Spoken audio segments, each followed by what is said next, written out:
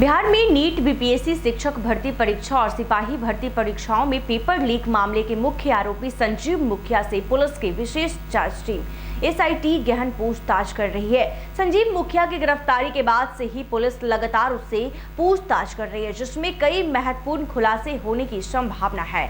पूछताछ के दौरान पुलिस संजीव मुखिया से पेपर लीक से संबंधित विभिन्न पहलुओं पर सवाल पूछ रही है। इनमें सबसे अहम सवाल यह है कि उसे पेपर लीक करवाने का विचार कैसे आया और उसने सबसे पहले किस प्रतियोगी परीक्षा का पेपर लीक करवाया। पुलिस यह भी जानने का प्रयास कर रही है कि आयोग और परिषद के कितने लोग इस गोरख धंधे में उसकी मदद करते थे।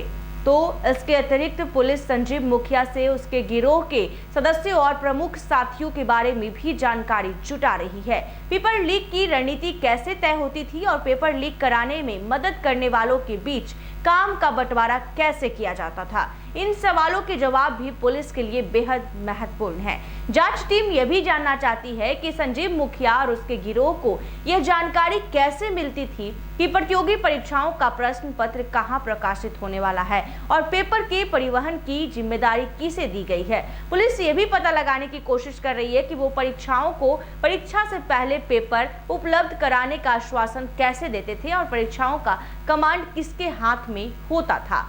पूछताछ में पैसे के लेन देन से जुड़े सवाल भी शामिल है। पुलिस ये जानना चाहती है कि संजीव मुखिया और उसके गिरोह ने किस माध्यम से और कब कब पैसे लिए। इसके अलावा पुलिस ये भी पता लगा रही है कि परीक्षा केंद्रों को कैसे प्रबंधित किया जाता था और पेपर मिलने के बाद सॉल्वर तक पेपर कैसे पहुंचाया जाता था। पुलिस ये भी जानना चाहती है कि पेपर सॉल्व करने के लिए सॉल्वर को कितनी रकम दी जाती थी। सबसे अहम सवालों में से यह एक भी जो है सबसे बड़ा सवाल है।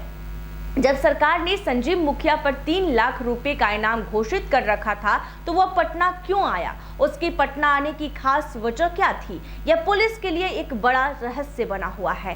पूछताछ के दौरान संजीव मुखिया को सादा भोजन दिया जा रहा है। पुलिस उसकी सुरक्षा का विशेष ध्यान रख रही है और पूछताछ के दौरान किसी भी प्रकार की लापरवाही नहीं बरती जा रही है। पुलिस का लक्ष्य है कि संजीव मुखिया से सभी महत्वपूर्ण जानकारी हासिल की जाए ताकि इस बड़े घोटाले का पर्दाफाश हो सके और इसके शामिल सभी आरोपियों को गिरफ्तार किया जा सके। संजीव मुखिया से पूछताछ के बाद पुलिस इस मामले में कई और गिरफ्तारियां